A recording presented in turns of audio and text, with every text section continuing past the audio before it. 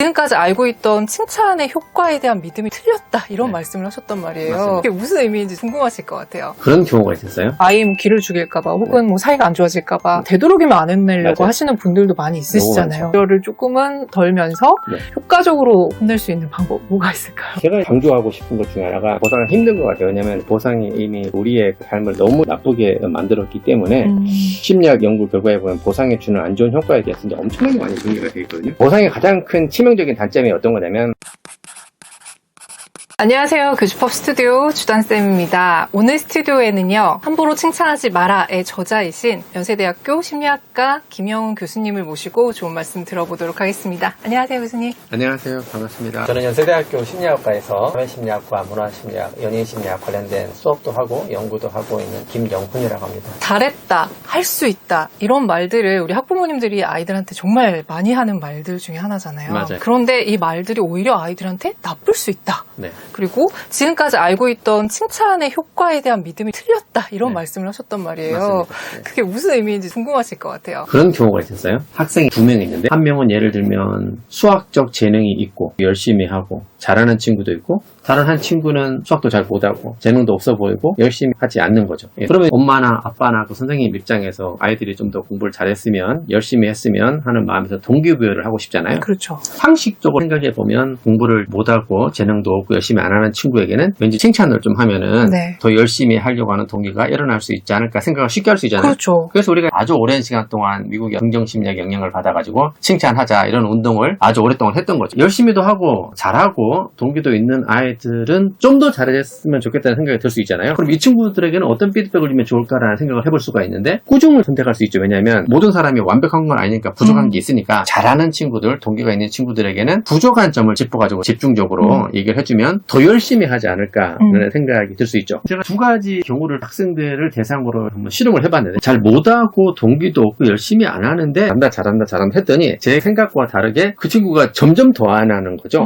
왜 그러냐 생각해봤더니 자만하고 안주하고 만족하는 거죠. 자기는 엄청 잘하는 것 같지 않은데 잘한다 그러니까 정말이구나. 잘하는구나. 부족한 점이 있어도 잘한다 해서 동기부여가 돼서 더 열심히 하라는 마음을 한 건데 아이는 그런 식으로 받아들이지 않고 이 정도면 괜찮구나. 네네. 이렇게 생각해서 훨씬 더 열심히 안 하는 걸 목격하게 되고 잘하는 애에게 더 잘하는 의미로 부족한 점을 강하게 얘기했더니 이 친구가 나중에 더 열심히 안 하는 거예요. 물어봤더니 포기를 하는 거죠. 잘한다고 생각하고 열심히 한다고 생각했는데 선생님이나 엄마가 잘 못한다 그러면 사실 내가 할 수 있는 게 없잖아요. 그래서 결론이 뭐냐면 잘하는 친구에게는 잘한다 그래야 되고 네. 못하는 친구에게는 못한다 해야 그 동기도 부여되고 성적도 올라가는 성향을 보이는데 이걸 거꾸로 해가지고 네. 동기부여라는 이름으로 못하는 친구에게 뭐 잘했다 잘하는 친구에게 못했다 그러면 성적이 시간이 가서 더 떨어지는 거죠. 사실 우리가 동기부여라는 멋진 말을 쓰긴 하는데 심리학적으로 얘기하면 살짝 조작하는 거잖아요. 네. 단기적으로 살펴보면 그런 게 효과가 없고 구체적이고 진실된 그 피드백을 칭찬과 꾸중을 줄 때 훨씬 더 공부를 잘하게 되는데 우리가 여러 가지 생각이 복잡해가지고 잔머리를 많이 굴려가지고 네. 어떻게 하면 동기부여를 할 수 있을까 싶어서 살짝 거짓말을 하는 거죠. 꾸중을 하는 것은 상당히 여러 가지 부담감이 맞아요. 있잖아요. 그래서 칭찬하는 건 뭐 어렵지 않으니까 안타까운 상황이죠. 객관적이고 현실적이고 뭐 구체적인 칭찬과 피드백을 하는 것이 아이들에게 성적에만 도움이 되는 것이 아니고 자기 불가해성도 있고 정신 건강에도 엄청난 큰 영향을 미치는데 한 예가 있는데 한 아이가 피아노를 잘 쳐요.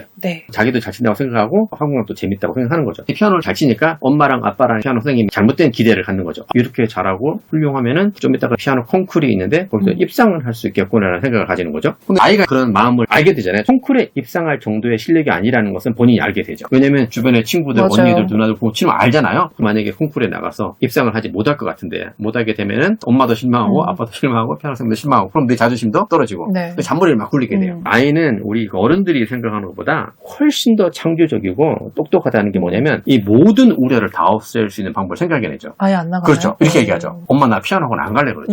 피아노 학원 안 가면 모든 게 없어지잖아요. 내 자존심 떨어질 일도 없고 입상 못할 일도 없고 엄마 실망, 아빠 실망, 피아노 선생님 실망할 일도 없잖아요. 엄마 물어보죠. 왜 안 갈래 그러냐. 네. 뭐 재미없냐. 친구랑 문제가 있냐. 근데 사실은 얘는 피아노 치는 거 엄청 좋아하거든요. 사랑하고 즐기는데 스스로 거짓말을 하는 거죠. 한국 네. 엄마들 말도 안 되는 소리 가라 그러죠. 그죠. 그럼 가죠. 그럼 콩쿨 하루 전날 애가 아프게 되는 거죠. 맞아요. 그래서 자기 불과라는 게 뭐냐면 엄마나 아빠나 주위 사람들의 어떤 기대를 충족시키지 못할 것 같다는 상황이 되고 자기 자존심이 무너질 것 같다는 상황이 되면은 그냥 자기 스스로 불과를 만들어가지고 그런 일이 발생하지 않게 만드는 거죠. 결국 몸이 안 좋은 상태로 콩쿠르 갔으니까 당연히 떨어지고 그럼 핑계거리가 생긴 거죠. 그래서 공부도 맞아요. 똑같은 현상인 그렇죠. 것 같아요. 하기 싫다라고 얘기하는 애가 많이 있어요. 네. 근데 하기 싫은 건 아니죠. 초등학교 처음부터 공부 싫어할 이유가 없잖아요. 원래 좋아하는데 잘할 수 있는데 잘못된 기대와 과대한 기대를 가지면 못 맞출 것 같다고 생각이 되면 재미없어. 하기 싫어. 나 원래 안 좋아하는 것 같아. 이렇게 핑계를 대는 거죠. 그래서 과장된 칭찬과 과장된 꾸중이 성적에도 나쁜 영향을 주고 자기의 불과 영향도 주는데 제가 이런 얘기를 하면 어떤 부모님들은 이런 얘기를 해요. 우리 애는 공부 못해도 되고 뭐 자기 불과 영향도 괜찮을 것 같아. 내가 칭찬하고 애가 이제 정신적으로 건강하고 행복하게 맞아요. 살면 될 것 같아. 나는 그게 더 중요할 것 같아. 긍정적인 아이로 키우고 그렇죠. 싶어. 그래서 궁금했죠. 정말 과장된 칭찬을 하게 되면 성적은 좀 떠들어지더라도 정신 건강은 좋을까? 그래서 제가 실험을 해봤죠. 네, 초등학생 궁금한데요. 때도. 역시나 과장된 칭찬을 받은 아이들은 우울증을 측정했는데 우울증이 제일 높아요. 일과의 괴리를 아이가 느끼는 건가요? 정확히 말씀하셨네요. 엄마가 아무리 네. 과장된 칭찬을 하더라도 밖에 나가면 현실이라는 것이 금방 알게 되잖아요. 그렇죠. 어떤 학원을 다니는지 맞아요. 뭘 잘하는지 모든 사람이 다 알게 되잖아요. 그래서 과장된 칭찬을 받은 아이들은 밖에 나가서 현실적인 괴리가 있기 때문에 우울증을 많이 겪어서 정신건강이 나쁘고 그 다음에 과장된 꾸중을 받은 아이들도 정신건강이 안 좋죠. 객관적인 칭찬과 꾸중을 받은 아이들이 정신건강이 제일 좋아요. 그러니까 다르게 얘기하면 사실을 있는 그대로 얘기할 때 애가 정신건강이 제일 좋다는 거죠. 꾸중하는 거에 대한 그 여러 가지 우려가 있는데 그 중에 하나가 혹시 정신건강이 안 좋으면 네, 어떻게 맞아요. 이런 건데 자기의 장점과 단점, 잘하는 거 못하는 것을 정확하게 인식하고 말할 수 있는 아이는 제가 볼 때 정신건강이 엄청 좋은 탄탄한 애거죠.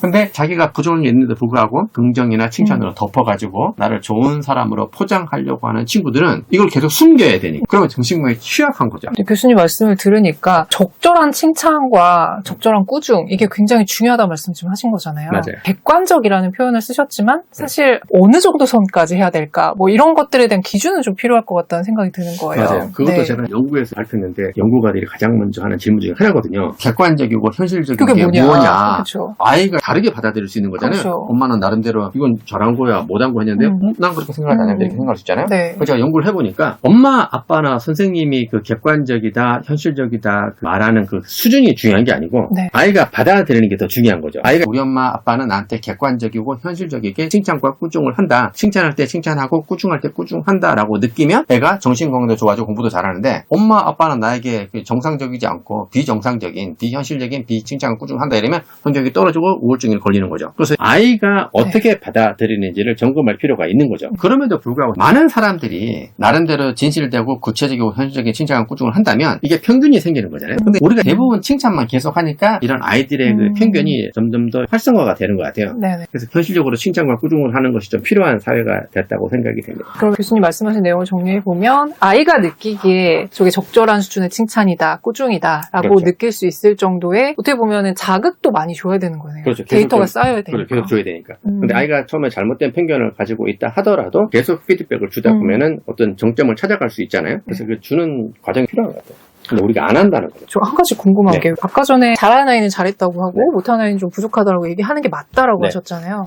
근데 아이의 성격에 따라서 또 다르진 않을까요? 그 질문도 제가 네. 상당히 많이 받는 것 같아요. 아이들도 보니까 칭찬을 갈구하는 친구도 있고 꾸중을 살짝만 하면은 맞아. 많이 힘들어하는 맞아요, 친구가 맞아요. 있잖아요. 그래서 그 머리를 굴리는 거죠. 그것도 사실인가 네. 싶어가지고 해봤는데 사실 그렇지 않고 아, 그래요? 꾸중에 힘들어하는 친구인데 꾸중을 안 하고 칭찬만 좀 강조해서 하게 되면은 이 친구는 역시나 또 계속 못하게 되는 거죠. 그래서 사실 개인적인 차이가 좀 있다 하더라도 장기적으로 보면은 칭찬할 때는 칭찬하고 꾸중할 때는 꾸중하는 게 필요한 것 같아요. 꾸중하기 전에 부담되니까 칭찬을 이렇게 좀 하는 많이 거예요. 해놓고. 90% 칭찬하고 하는데 그런데 네가 이런 부분이 좀 부족한 것 같아. 이렇게 하는 거죠. 이게 대표적인 방법 중에 하나거든요. 네. 근데 이게 두 가지 문제가 있는데 첫 번째 문제는 뭐냐면 앞 칭찬을 90% 깔아놓으면 마지막에 10% 하고 싶은 얘기가 있는데 이게 칭찬이 꾸중을 다 먹는 거죠. 그래서 꾸중의 이제 효과가 떨어지는 거고 더 큰 문제는 처음에는 살짝 효과가 있는데 이번에 또 반복하면은 금방 아는 거죠. 그래서 이제 칭찬하기 시작하면 됐고 하고 싶은 얘기 해 이렇게 하는 거죠. 맞아요, 맞아요. 그래서 그 아이를 사랑하고 아끼는 마음이 있다는 걸 아이가 알 거잖아요. 그렇죠. 당연히 알면은 그 당시에는 기분이 조금 안 좋을 수 있고 하지만 장기적으로는 관계도 문제가 없고 더 좋아질 거라고 생각하기 때문에 그런 자세가 좀 필요한 것 같아요. 그런 사람이 잘 혼내는 것도 굉장히 중요하다라고 맞아요. 말씀하셨는데 아이 뭐 기를 죽일까봐 혹은 뭐 사이가 안 좋아질까봐 되도록이면 안 혼내려고 맞아요. 하시는 분들도 많이 있으시잖아요. 너무 많죠. 그러면 우려를 조금은 덜면서 네. 효과적으로 혼낼 수 있는 방법 뭐가 있을까요? 제가 이제 강조하고 싶은 것 중에 하나가 꾸중을 아무도 안 한다는 거죠.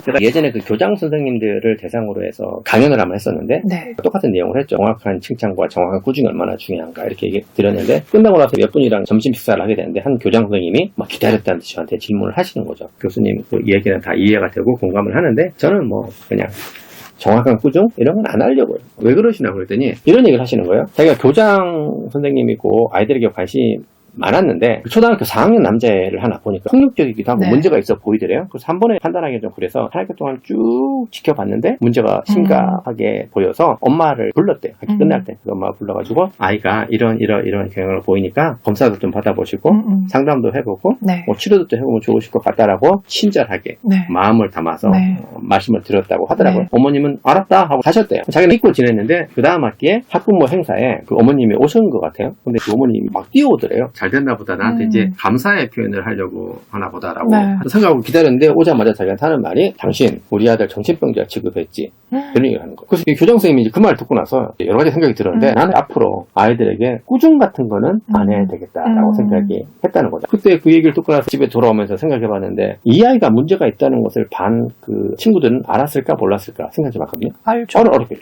네. 그러면 담임선생님은 알았을까 몰랐을까? 알죠. 모든 사람이 다 아는 거예요. 이 세상에 모르는 분이 두 분 계신데 그 엄마랑 아빠인 거죠. 엄마랑 아빠가 생각하기에는 활동적이고 장난기가 많고 뭐 이런 거죠. 좀 과하다. 그렇지만 문제가 있는 건 아닌 거죠. 그러니까 이 세상 모든 사람이 얘가 문제라는 걸 아는데 아무도 얘기를 하지 않는 거죠. 요즘에 꼰대라는 말이 있잖아요. 맞아요. 그 꼰대라는 말 때문에 꾸중이 완전히 이제 자체를 없어버렸던 거죠. 꼰대 때문에 모든 사람이 아무 말도 안 해요. 그래서 진실된 꾸중을 하는 사람이 없다라는 거죠. 상당히 부담스럽다. 근데 진실된 꾸중 없이는 성장도 없고 정신 건강도 생길 수가 없다. 그래서 정확한 꾸중을 받지 않은 아이들이 요즘에는 멘탈이 너무 약해요. 한 번도 받아본 적이 없기 때문에 네. 직장 생활을 하는데 상사가 꾸중 한마디 해요? 꾸중 한 것도 아니에요.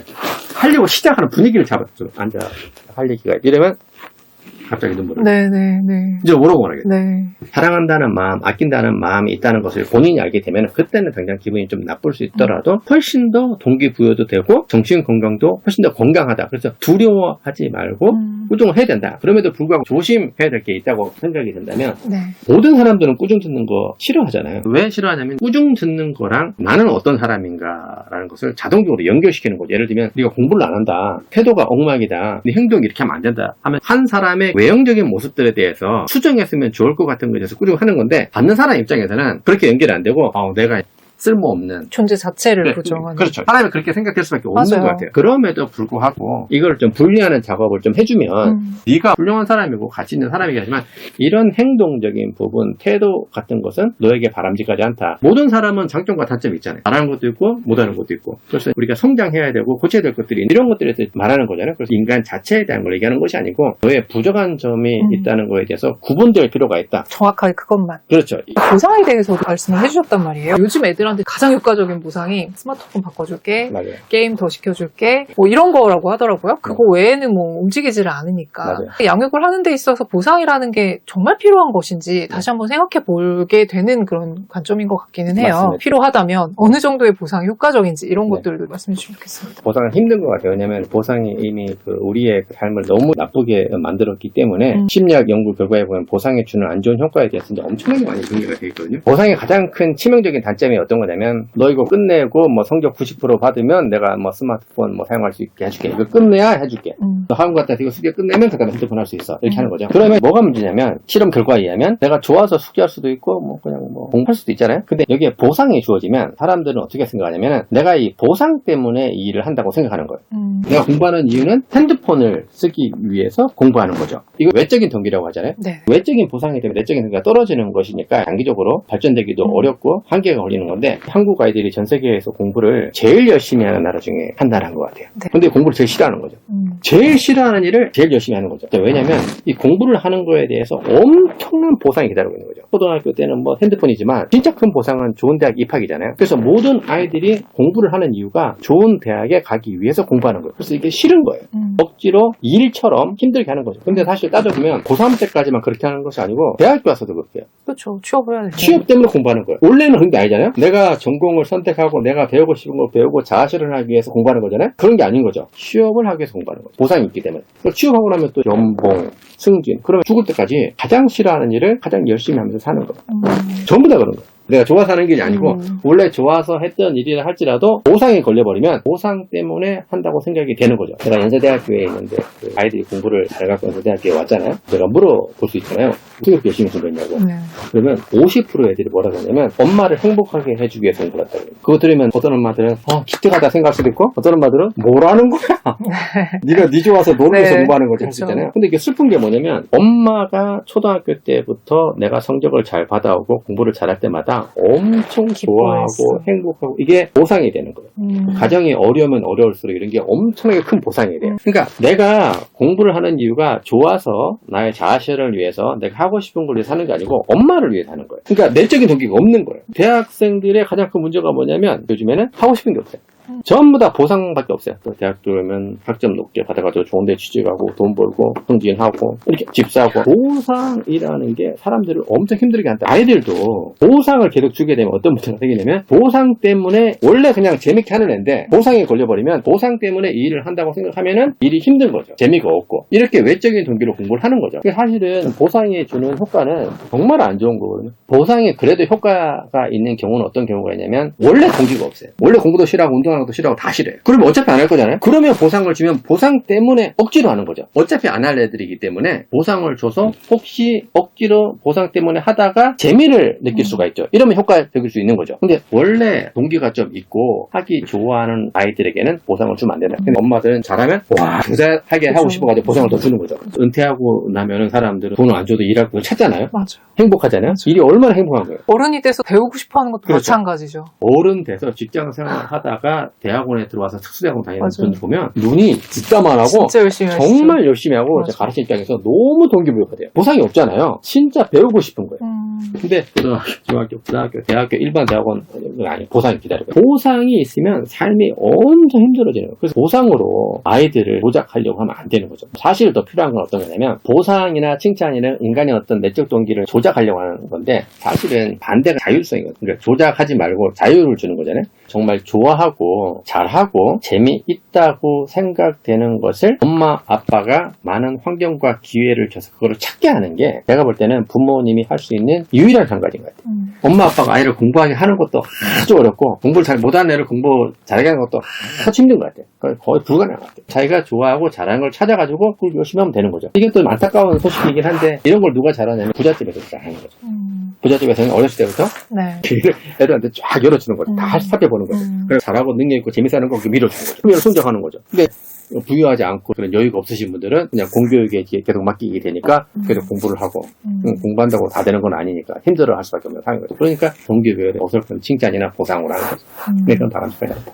이 영상을 보시는 분들이 공감도 많이 하시면서 지금 내 상황에서 맞아요. 뭔가 달라질 수 있을까? 네. 이런 우려도 많이 좀 생기실 것 같아요. 그래서 현실적인 문제인 거죠. 네. 사실 대학 입시라는 너무 커다란 보상이 있는 상황에서 우리가 어떻게 할 수 있을까라고 생각해 볼 수 있는데 사실 아까 말씀드렸던 것처럼 엄마 아빠가 다 해가지고 공부에 재능이 없는 친구가 공부 잘하는 것은 상당히 어려운 거예요. 어떤 그 아이가 엄마 아빠의 기대와 다르게 자기가 좋아하는 게 그걸 하겠다고 그러는 거죠. 엄마가 반대하죠. 야 그거 하면 안 된다. 공부해라 이렇게 하는 거죠. 근데 내가 하고 싶은 게 있다? 나 이거 할 거다라고 하는 애 보면 엄청 기쁜 거죠. 왜냐면 요즘에 그런 애들이 없어요. 현명한 부모님들은 우리 애가 하고 싶다는 거 있기만 하면 좋겠다라고 할 정도로 요즘 애들이 하고 싶은 게 없어요. 우리 애가 공부 말고도 뭐 다른 게 하고 싶다. 강하게 욕구를 보이면은 진짜 칭찬해주고 서포트 해줘야 되는 거예요. 그게 실패하든 성공하든 상관없이 그 친구는 나름대로 하고 싶고 좋아하는 걸 찾은 거잖아요. 근데 공부가 아니라는 걸 아는 거잖아요. 자율성을 강조해서 자기가 좋아하고 잘하는 것을 찾는 것이 훨씬 중요할 것 같다라고 생각이 듭니다. 오늘 칭찬과 꾸중